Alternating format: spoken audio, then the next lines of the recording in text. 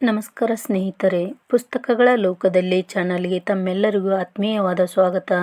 ಇಂದು ನಾವು ಒಂದು ದುಶ್ಚಟಗಳ ಬಗ್ಗೆ ಚಿಕ್ಕದಾದ ಕಥೆಯನ್ನು ತಿಳಿದುಕೊಳ್ಳೋಣ. ಒಂದು ಬಸ್ ಸ್ಟ್ಯಾಂಡ್ನಲ್ಲಿ ದಿನಾಲೂ ಸಾವಿರಾರು ಜನರು ಬರುತ್ತಾ ಹೋಗುತ್ತಾ ಇದ್ದರು. ಅದರಲ್ಲಿ ಒಂದು ವಯಸ್ಸಾದ ಭಿಕ್ಷುಕ ಪ್ರತಿದಿನ ಹರಿದ ಬಟ್ಟೆಗಳನ್ನು ಹಾಕಿಕೊಂಡು ಕುಳಿತಿರುತ್ತಿದ್ದನು.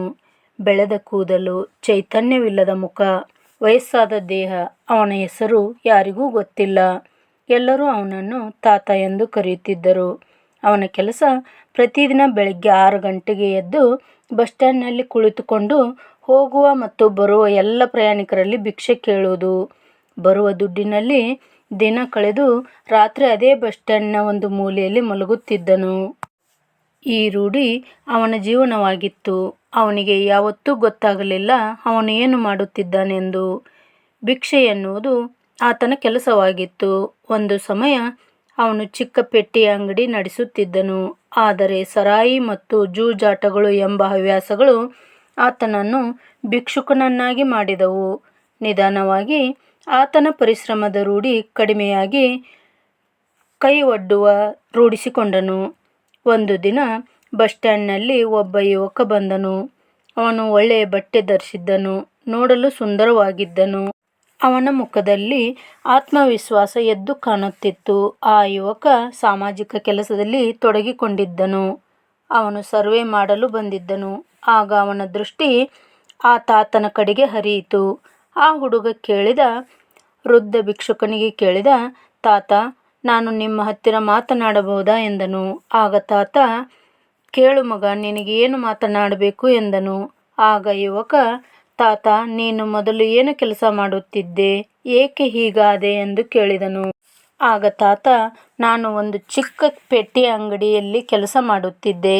ಆದರೆ ನಿಧಾನವಾಗಿ ನನ್ನ ರೂಢಿಗಳು ಬದಲಾದವು.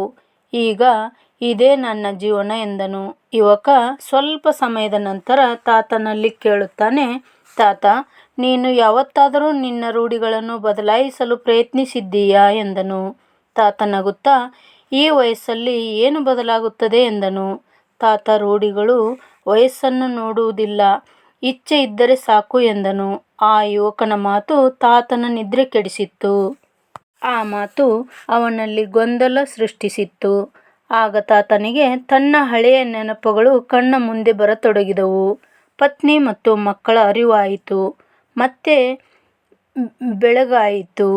ಅದೇ ರೂಢಿ ದಿನದಂತೆ ಆ ತಾತನನ್ನು ಎಳೆದು ತಂದಿತು. ಮತ್ತೆ ಭಿಕ್ಷೆ ಬೇಡಲು ಕುಳಿತನು. ಅಂದು ಯುವಕ ಕೇಳಿದ ಮಾತು, ಭಿಕ್ಷೆ ಬೇಡಲು ನಿಮಗೆ ನಾಚಿಕೆಯಾಗಲ್ವಾ? ದುಡಿಯುವುದು ಬಿಟ್ಟು ಕೈ ಒಡ್ಡುತ್ತೀರಾ ಎಂದಿದ್ದ.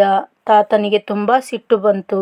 ಆದರೆ ಜೊತೆಗೆ ದುಡಿದು ಉಣ್ಣುತ್ತಿದ್ದ ಕ್ಷಣಗಳು ನೆನಪಿಗೆ ಬಂದವು.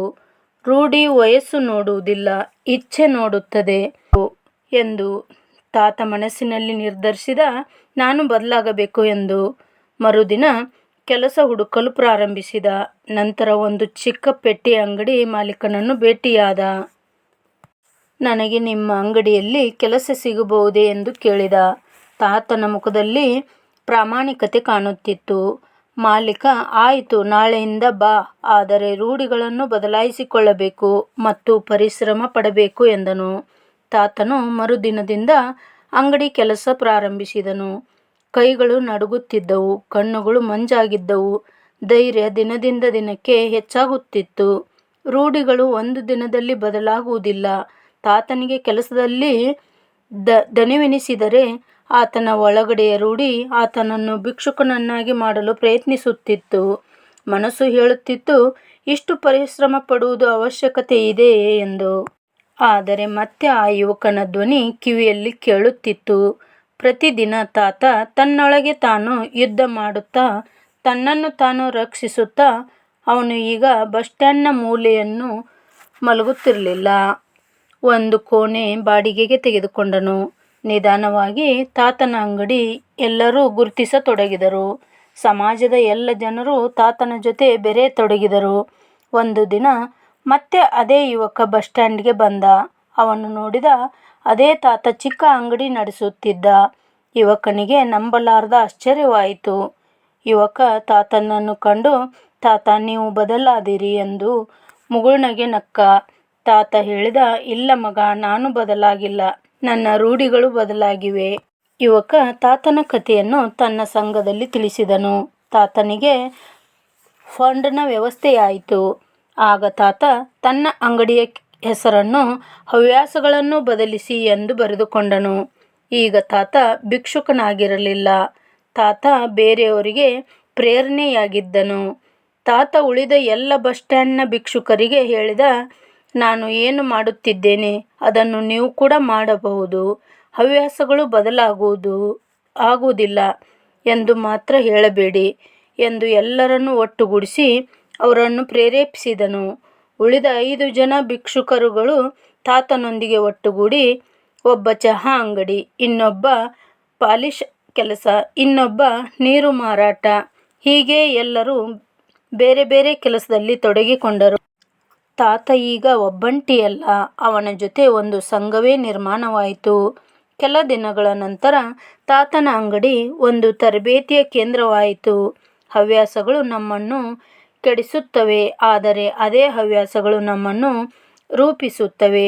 ಹವ್ಯಾಸಗಳು ವಯಸ್ಸು ನೋಡುವುದಿಲ್ಲ, ಇಚ್ಛೆ ನೋಡುತ್ತವೆ. ಯಾವಾಗ ನಾವು ನಮ್ಮ ಹವ್ಯಾಸಗಳನ್ನು ಬದಲಾಯಿಸುತ್ತೇವೆಯೋ ಆಗ ಮಾತ್ರ ಜೀವನ ಬದಲಾಗುತ್ತದೆ. ಪರಿಶ್ರಮದ ರೂಢಿಸಿಕೊಳ್ಳಿರಿ, ಯಶಸ್ಸು ಸ್ವತಃ ನಮ್ಮನ್ನು ಹುಡುಕಿಕೊಂಡು ಬರುತ್ತದೆ. ಸ್ನೇಹಿತರೆ, ಕಠಿಣ ಪರಿಶ್ರಮದಿಂದ ಯಶಸ್ಸು ನಮ್ಮನ್ನು ಹಿಂಬಾಲಿಸುತ್ತದೆ. ಆಡಿಯೋ ಕೇಳಿದ್ದಕ್ಕಾಗಿ ತುಂಬ ಹೃದಯದ ಧನ್ಯವಾದಗಳು.